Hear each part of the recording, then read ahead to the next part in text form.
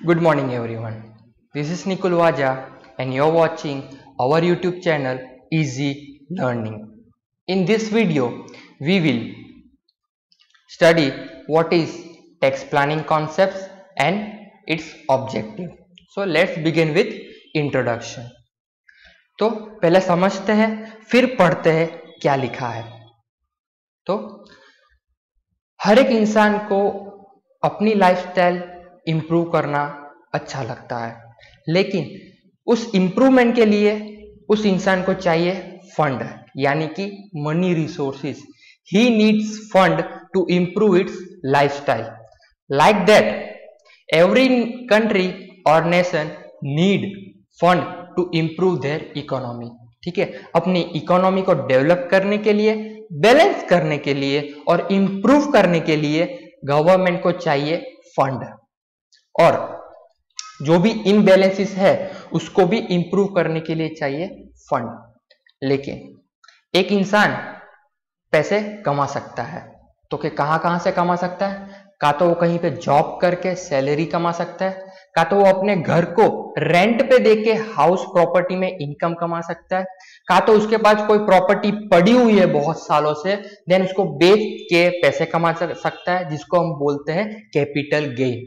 का तो वो बिजनेस कर सकता है, या फिर वो अपना जो प्रोफेशन है उसके थ्रू पैसे कमा सकता है। प्रोफेशन मतलब टीचर हो गया, लॉयर हो गया, डॉक्टर, देन चार्टर्ड अकाउंटेंट है, कंपनी सेक्रेटरी है, कॉस्ट अकाउंटेंट है, एक्सेट्रा एक्सेट्रा एक्सेट्रा। ठीक है, और अदर सोर्सेस मतलब जो वो इनकम कमा रहा है और वो इनकम ये पहले 4 पॉइंट में फॉल नहीं हो रही, तो वो अदर सोर्सेस में फॉल होगी। लेकिन गवर्नमेंट के पास ये सारे रिसोर्सेस नहीं होते हैं पैसे कमाने के लिए, तो गवर्नमेंट जनरल पब्लिक के पास से टैक्स कलेक्ट करती है। ठीक है, वो भी एवरी ईयर, या ठीक है एवरी ईयर कलेक्ट कर सकती है, या फिर कुछ स्पेसिफाइड पीरियड में वो कलेक्ट करती है। ठीक है, अब लिखा क्या है वो पढ़ते हैं। पूरा इंट्रोडक्शन मैंने आपको समझा दिया है। So in everyone's life improvement plays an important role, and for improvement people needs fund, that is money resources. Like that every country or nation needs improvement, and for that they require fund to compensate that improvement.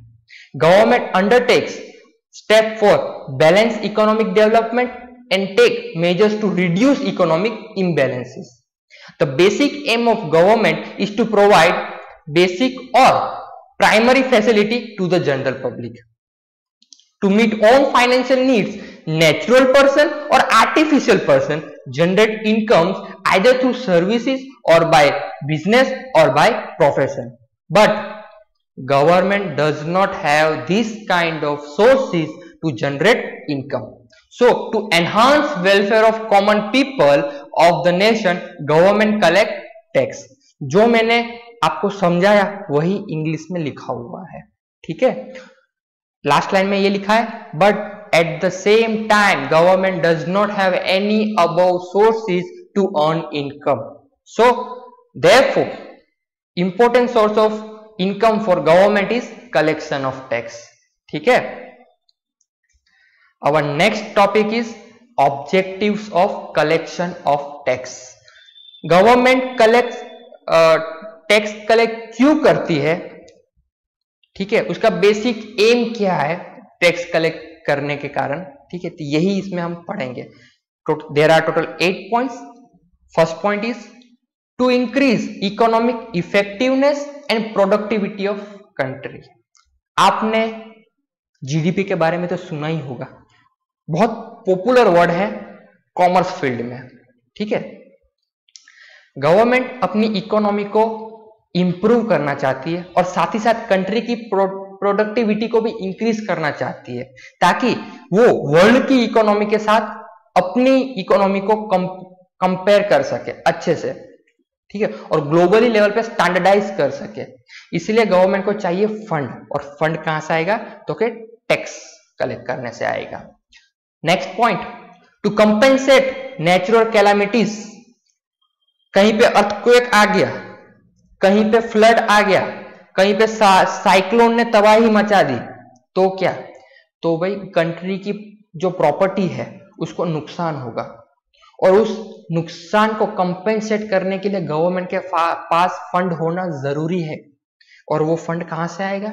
तो कि collection of tax. ठीक है, example देते हैं Kerala.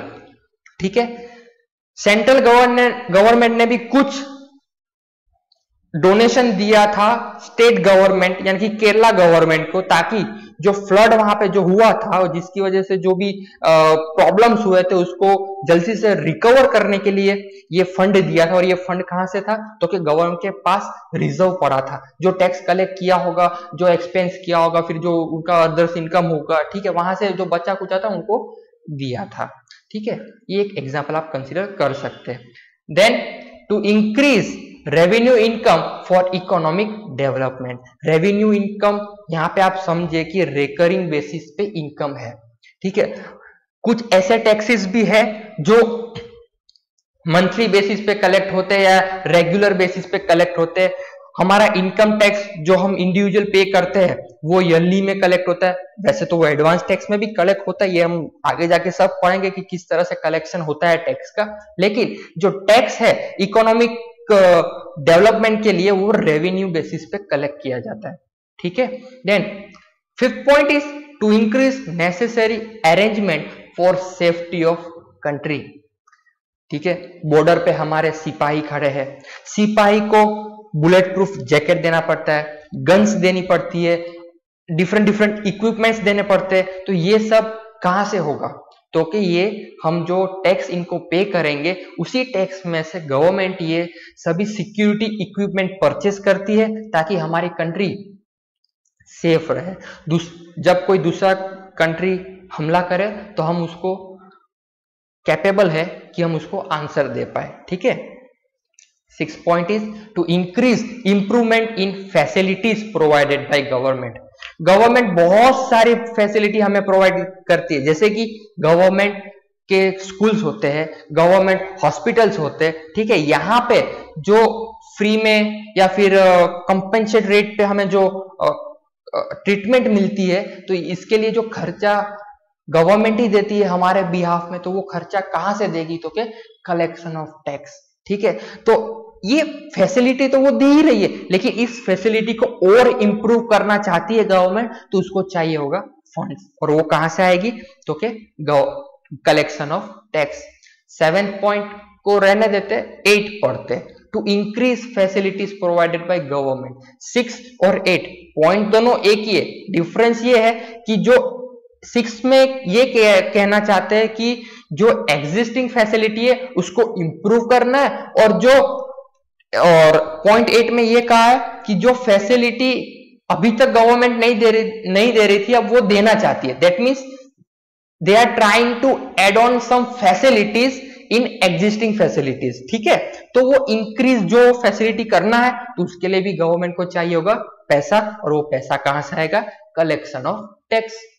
Last and 7th, 8th था last लेकिन 7th, to restrict some activities tax are imposed.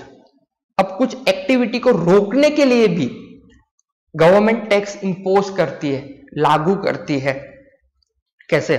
हम सबको पता है कि जो टोबैको है, सिगरेट्स है, ठीक है, ये सब हेल्थ के लिए अच्छा नहीं है। तो गवर्नमेंट चाहती है कि इसका हम प्रोडक्शन बंद करवाए, लेकिन गवर्नमेंट नहीं करवा सकती। लेकिन गवर्नमेंट क्या करती है? उस पर टैक्स बहुत हाई कर देती है। ठीक है, अभी जैसे कि गवर्नमेंट कहती है कि वोकल फॉर लोकल, ठीक है, उसके लिए मतलब हमें लोकल चीजें जो हमारे स्वदेशी है उसको यूज करो, इंपोर्ट कम करो। तो कभी कभी गवर्नमेंट इंडियन इंडस्ट्री को बचाने के लिए या फिर उनको प्रोटेक्ट करने के लिए गवर्नमेंट इंपोर्ट ड्यूटी भी हाई कर देती है। ठीक है, मतलब इंपोर्ट एक्टिविटी को कम करना है तो टैक्स बढ़ा दो। ठीक है, तो ये कुछ रेस्ट्रिक्शंस होती है एक्टिविटी पे, तो वो टैक्स लगा देते हैं। अब व्हाट इज टैक्स? टैक्स क्या है? तो पढ़ते हैं। Profit is earn by the businesses and business is done by the society for betterment of society और nation. Some part of profit is legally and mandatory, यानी कि compulsory, collected by government. The share of profit given to government is known as tax. मतलब क्या क्या society में हम लोग रहते हैं और हम लोग पैसा कमाते हैं, ठीक है, और सोसाइटी के ही बेटरमेंट के लिए गवर्नमेंट हमारे पास से टैक्स कलेक्ट करती है कंपल्सरली। आई सेड कंपल्सरली, वो भी लीगली, कोई इलीगल तरीका नहीं है।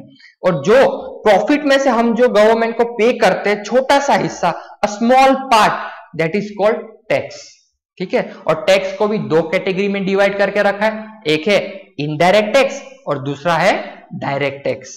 पढ़ते हैं वो क्या डायरेक्ट टैक्स क्या होता है, ये डायरेक्ट टैक्स पढ़ते हैं।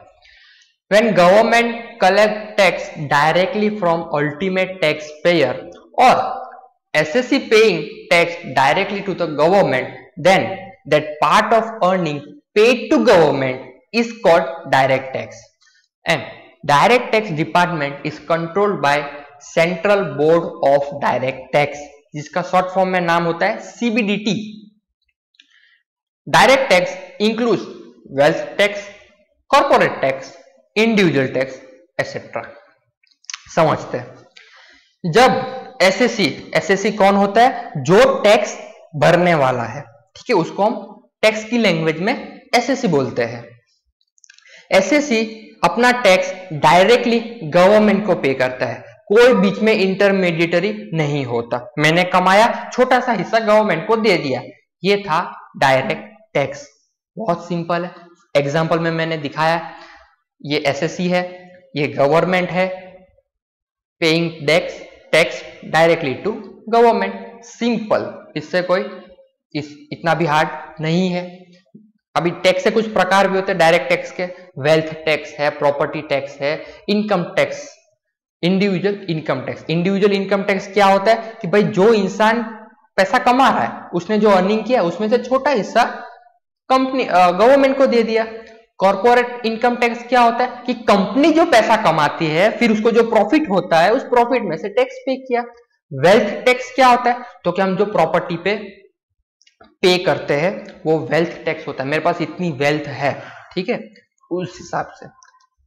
नेक्स्ट, इनडायरेक्ट टैक्स, नाम में ही मतलब छुपा हुआ है, ठीक है, इनडायरेक्ट टैक्स, जो कि जो डायरेक्ट नहीं है। When government collect tax indirectly from ultimate taxpayer or a person pays tax indirectly to government, then that paid amount is called indirect tax. Indirect tax department is controlled by Central Board of Indirect Tax and Customs, short form में CBIC.